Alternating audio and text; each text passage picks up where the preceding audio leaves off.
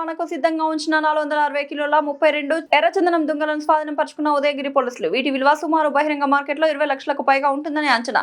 ఎర్రచందనం అక్రమ రవాణాపై ఉక్కుపాదం మోపుతున్న నెల్లూరు జిల్లా పోలీసులు.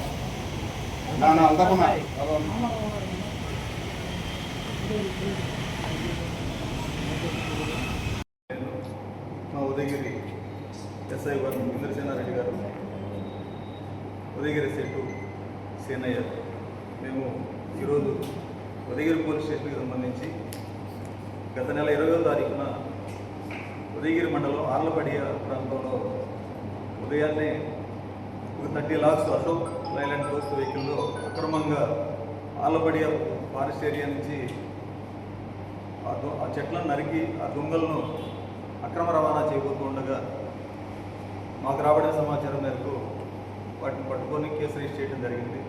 ఆ రోజు ఆ వెహికల్తో పాటు ఒక 30 లాక్స్ 30 ఎర్రచందనం దొంగలు ఒక వెహికల్ దొరకడం జరిగింది. దాంతోపాటు కొంతమంది ఎవరైతే ఉన్నారో వాళ్ళు ఆ రోజు పారిపోవడం జరిగింది.